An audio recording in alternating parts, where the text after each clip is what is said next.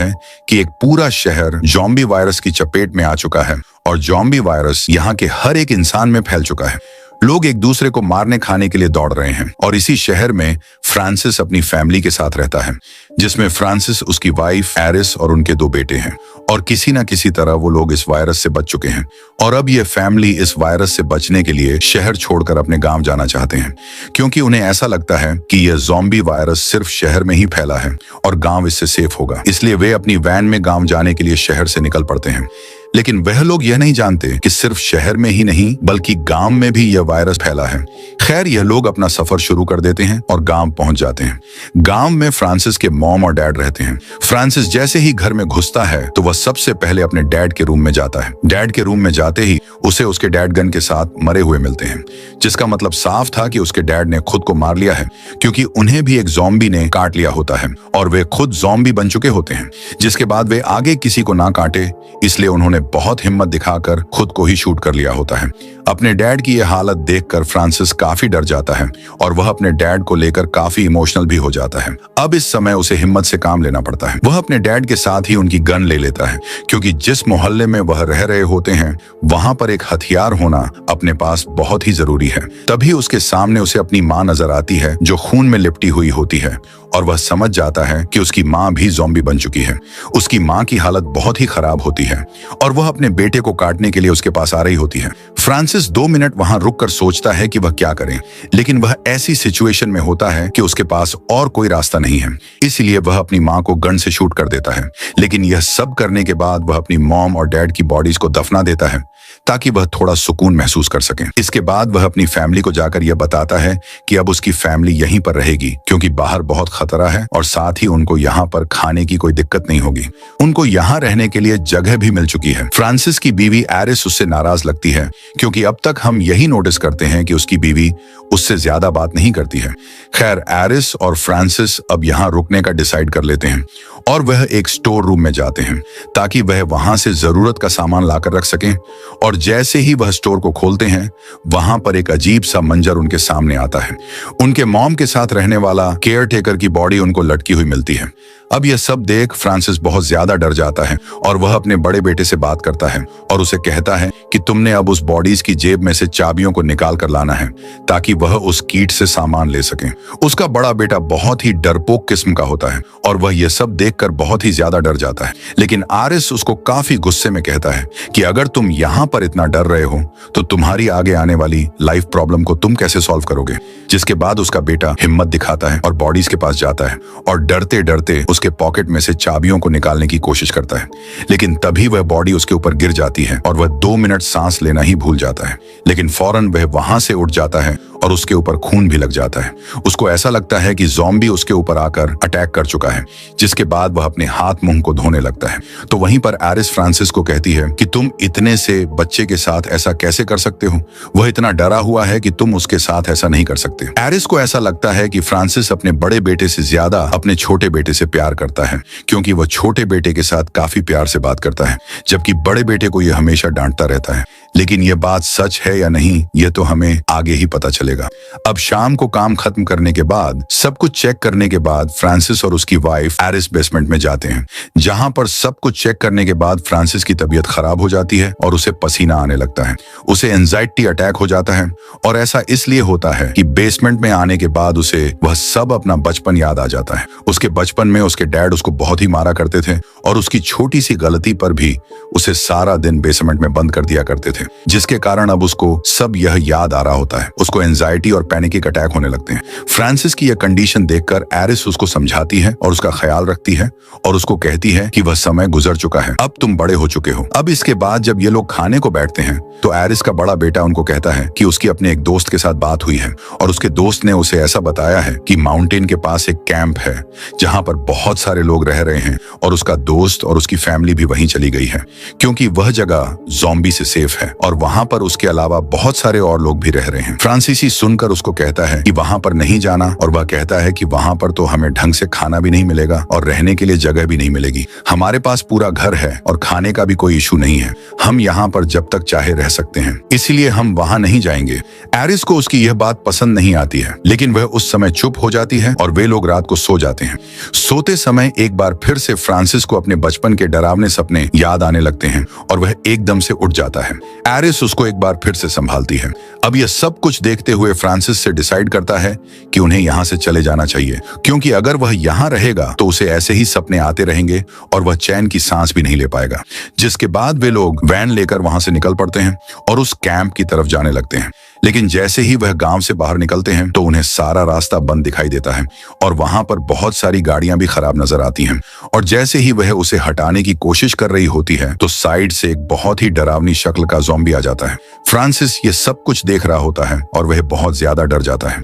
वह तुरंत गाड़ी से बाहर निकलता है और ज़ॉम्बी को मार देता है। लेकिन जैसे ही वह उस ज़ॉम्बी को शूट करता है तो गन की आवाज सुनते ही वहां पर बहुत सारे और ज़ॉम्बी आ जाते हैं। वह सभी लोग अपने आप को गाड़ी में छुपा लेते हैं और बहुत ही मुश्किल से वहां से निकलते हैं। लेकिन फ्रांसिस की गाड़ी इन सब में खराब हो जाती है और उन्हें पैदल ही गांव जाना पड़ता है। बहुत मुश्किल से डरते डरते वह किसी न किसी तरह घर पहुंच जाते हैं और फ्रांसिस से नेक्स्ट डे जाकर गाड़ी को ठीक करवा लेता है। लेकिन वह अपनी फैमिली को यह बात बिल्कुल भी नहीं बताता है, क्योंकि अब वह यहीं पर रहना चाहता है और वह नहीं चाहता है कि वह लोग यहाँ से कहीं मूव करें। अब अगले सीन में हम देखते हैं कि फ्रांसिस के दोनों बेटे अपने डैड की बचपन की फोटोज को देख रहे होते हैं और एक एल्बम उनके हाथ लग जाती है, जिस एल्बम में फ्रांसिस के साथ उसका भाई भी होता है। फ्रांसिस की अपने भाई के साथ बहुत सारी फोटो होती है और वहीं पर उनका छोटा बेटा ये नोटिस करता है कि अपने बड़े भाई से कहता है कि क्या तुमने ये नोटिस किया है कि तुम्हारी शक्ल डैड के भाई से मिलती है और मेरी शक्ल डैड से बहुत मिलती है।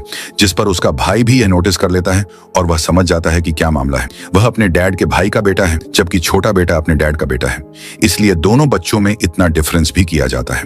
जिसके बाद हमें दिखाया जाता है कि फ्रांसिस का बेटा अपनी असलियत जानने के बाद अपने डैड के पास जाता है और कहता है कि अब वह बड़ा हो चुका है और वह भी फैमिली के लिए कुछ करना चाहता है। वह चाहता है कि वह फैमिली की मदद करे। तब फ्रांसिस उसे कहता है कि तुम छोटे हो, तुम इन सब चीजों में मत पड़ो, लेकिन वह काफी इंटरेस्ट दिखाता है। जिसके बाद फ्रांसिस उसे लेकर बाहर आता है और उसे गन पकड़ा देता है और उसे सामने शूट करने को बोलता है। वहीं पर उस समय एरिस भी आ जाती है और एरिस उसे कहती है कि यह तुम सब क्या करवा रहे हो, लेकिन उसका वह बड़ा बेटा जल्दी उस लक्ष्य को गन से शूट कर देता है। बड़ा बेटा जब अपनी माँ की ये बातें सुनता है तो वह और ज्यादा डर जाता है, लेकिन वह हिम्मत पैदा करके शूट कर देता है और जैसे ही गन की शूट की आवाज आती है बहुत सारे ज़ॉम्बी आसपास से निकल आते हैं और अब वे उनके पीछे पड़ जाते हैं। बहुत ही मुश्किल से वह लोग जान बचाकर घर के अंदर घुस जाते हैं, लेकिन ज़ॉम्बीज बहुत सारे होते हैं और वह भी उनके पीछे घर के दरवाजे तक आ जाते हैं। उसी समय वहां पर एक कार आती है जो कि हॉर्न और लाइट्स जलाकर उन सारे ज़ॉम्बीज का ध्यान अपनी ओर आकर्षित करती है और ज़ॉम्बीज जैसे ही हॉर्न और लाइट को देखते हैं वह उस घर को छोड़कर उस गाड़ी की तरफ भागने लगते हैं और वह कार वाला अपनी कार लेकर वहां से चला जाता है। अब ज़ॉम्बीज के वहां से चले जाने के बाद फ्रांसिस अपने बड़े भाई के पीछे चला जाता है और वह अपने बड़े भाई से कहता है कि अब वह यहाँ क्या लेने आया है और उस समय काफी गुस्सा करता है। फ्रांसिस उसको कहता है कि अब वह दोनों मर चुके हैं, उसका अब यहाँ पर कोई भी काम नहीं है, इसलिए उसे यहाँ से चले जाना चाहिए। फ्रांसिस का बड़ा भाई यह कहकर वहां से चला जाता है। वह उस कैंप की तरफ जा रहा होता है जहां पर और भी लोग हैं और वह उस जगह का मैप अपने भाई को भी दे देता है। फ्रांसिस मैप लेकर जलाने लगता है, लेकिन वह यह सोचकर रुक जाता है कि शायद किसी बुरे वक्त में यह मैप काम आ सकता है। अब इसके बाद हम उसके छोटे बेटे को देखते हैं जो बेसमेंट में खेलने चली जाता है और वहां खिड़की से उसे एक बुढ़ा ज़ॉम्बी नजर आता है और इन सब में उसकी तबीयत काफी खराब हो जाती है। लेकिन तभी वहां पर एरिस आ जाती है और वह उसको समझाती है कि वह बुढ़ा है, वह ज़ॉम्बी कुछ भी नहीं करेगा। फ्रांसिस भी ये सब सुन लेता है और वह बाहर जाकर उस ज़ॉम्बी को मार देता है। इधर फ्रांसिस का बेटा अपनी माँ को बताता है कि उसके डैड के पास एक मैप है और जब आइरिस फ्रांसिस से पूछती है कि क्या उसके पास मैप है, लेकिन वह उसी समय मना कर देता है और कहता है कि मेरे पास कोई भी मैप नहीं है। जिसके बाद उन दोनों के बीच वहां झगड़ा हो जाता है। फ्रांसिस गुस्से में आकर अपने बच्चे के सामने ही अपनी वाइफ के बारे में सब कुछ बोल देता है और वह यह बताता है कि उसकी वाइफ यहाँ नहीं रहना चाहती है क्योंकि वह अभी तक उसके भाई से प्यार करती है और वह नहीं जाना चाहती है। उसका बड़ा बेटा भी उसका बेटा नहीं है और वह अपनी मॉम से पूछते हैं कि क्या यह सच है। तब उसकी मॉम भी कहती है कि हाँ ये सच है और मेरा आखिरी डिसीजन भी यही है कि हम यहीं रहेंगे। वह मैप सबके सामने जला देता है। अब यह सब हो ही रहा होता है कि उसके दरवाजे पर नॉक होता है और बाहर पता लगता है कि एक सोल्जर आया है। जख्मी सोल्जर कहता है कि उसे ज़ॉम्बी ने नहीं काटा है, लेकिन वह किसी दूसरे कारण जख्मी है। अंदर आने के बाद सोल्जर कहता है कि वह उस कैंप से वापस आ रहा है जहां पर बहुत सारे लोग थे, लेकिन वहां पर ज़ॉम्बीज ने अटैक कर दिया है। और वहां पर उस समय एक गाड़ी आई और उस गाड़ी वाले ने उसको किसी तरह बचा लिया और बचाने के बाद उसको यहाँ का एड्रेस दिया और उसे कहा कि मेरा भाई यहाँ रहता है, तुम वहां चले जाओ और जब तक तुम्हारा दिल चाहे तुम यहाँ पर सेफली रह सकते हो। इसके बाद वह रोने लग जाता है और वह कहता है कि पता नहीं वह अच्छा इंसान बच्चा होगा या नहीं, क्योंकि उसने मेरी तो जान बचा दी लेकिन खुद बच पाया है या फिर नहीं। अब इसके बाद फ्रांसिस और एरिस उसे समझाते हैं कि वह उसके भाई के बारे में बात कर रहे हैं। एरिस यह सुनकर काफी दुखी हो जाती है कि अब वह कहीं भी नहीं जा सकती है और उसे इसी घर में रहना पड़ेगा। अब इसके बाद हमें रात का समय दिखाया जाता है और इस समय एरिस का बड़ा बेटा उसके पास आता है और वह उसे कहता है कि वह जान चुका है कि वह फ्रांसिस के बड़े भाई का बेटा है, लेकिन वह इस फैमिली को ही अपना सब कुछ मानता है। फ्रांसिस को ही अपना डैड मानता है, इसलिए वह अपनी फैमिली के लिए कुछ करना चाहता है। जिसके बाद बड़ा बेटा घर छोड़कर चला जाता है। अब सुबह जब फ्रांसिस उठता है तो वह हर तरफ अपने बड़े बेटे को देखता है तो वह उसे कहीं नहीं मिलता है और वह गुस्से में आकर जख्मी सोल्जर को मार देता है। अब इसके बाद एरिस उसे कुछ समझाती है, लेकिन वह एरिस पर भी गुस्से में आ जाता है और उसको भी मारकर बेहोश कर देता है। एरिस की जब आंख खुलती है तो एरिस और उसके बेटे को बेसमेंट में बंद कर दिया गया होता है और यह सब कुछ फ्रांसिस ने किया होता है। फ्रांसिस इसके बाद विंडो से बाहर उसी कुत्ते को देखता है और उसको मारकर उसको ले आता है और उसका ही मेट अपनी वाइफ एरिस और अपने बेटे को खाने के लिए कहता है, लेकिन वह दोनों खाने से मना कर देते हैं। तो फ्रांसिस गुस्से में आ जाता है और पूरा खाना नीचे फेंक देता है। लेकिन इसी बीच में एक नाइफ भी नीचे गिर जाती है और आयरिस ये सोचती है कि वह इस नाइफ को छुपा लेगी, लेकिन वह लकी नहीं होती है और फ्रांसिस उस नाइफ को देख लेता है, जिसके बाद वह नाइफ को लेकर उन दोनों को बेसमेंट में बंद करके वहां से चला जाता है। आयरिस काफी सोच विचार के बाद एक प्लान बनाती है और अपने बेटे को कहती है कि तुम जोर जोर से अपने डैड को बुलाना और जोर जोर से चीखना भी, जिसके बाद उसका छोटा बेटा ऐसा ही करता है। अब ये आवाज सुनकर फ्रांसिस डर जाता है और फौरन बेसमेंट में आता है और जैसे ही दरवाजा खोलता है एरिस उस पर हमला कर देती है और अपने बेटे को लेकर वहां से भाग जाती है। फ्रांसिस की वाइफ एरिस को फ्रांसिस का भाई काटने ही वाला होता है कि एकदम से दरवाजा तोड़कर फ्रांसिस बाहर आ जाता है और अपनी वाइफ को बचा लेता है और अपने भाई को मार देता है। भाई को मारने के बाद वह दोनों खुश होते हैं कि वह बच गए, लेकिन इसी समय उनका छोटा बेटा अंदर से आता है जिसके हाथ पर फ्रांसिस का भाई काट चुका होता है, यानी कि अब वह भी ज़ॉम्बी वायरस का शिकार हो चुका है और वह जल्दी ज़ॉम्बी बन जाएगा। एरिस यह देखकर बहुत ही डर जाती है और वह अपने बेटे को किसी भी हालत में बचाना चाहती है, इसलिए वह बहुत ही हिम्मत करके अपने बेटे के हाथ को काट देती है ताकि वायरस आगे ना फैले और वह ज़ॉम्बी बनने से बच जाए। और वह तुरंत ही फ्रांसिस से कहती है कि वह जल्दी से जाकर वैन लेकर आए। अब फ्रांसिस बाहर निकलता है और जल्दी से वैन के पास पहुंचता है तो उसके सामने उसे अपना बड़ा बेटा नजर आता है जिसके हाथ में गन होती है। फ्रांसिस को पूरा खून में लिपटा देखकर उसका बड़ा बेटा यह सोचता है कि शायद उसके डैड भी पागल हो गए हैं और उन्होंने उसकी मॉम को भी मार दिया है।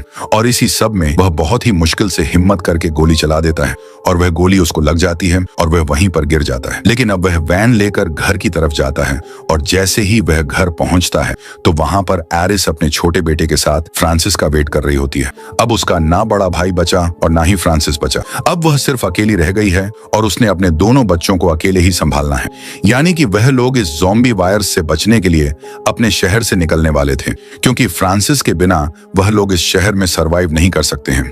हर तरफ ज़ॉम्बी फैलने की वजह से उन पर कभी भी हमला हो सकता है और एरिस अपने दोनों बेटों के साथ वहां पर ज्यादा देर तक नहीं रुक सकती है, इसलिए वह लोग जल्दी इस शहर को छोड़कर जाने वाले हैं और एक सेफ जगह पर जाकर अपनी लाइफ को कंटिन्यू करेंगे।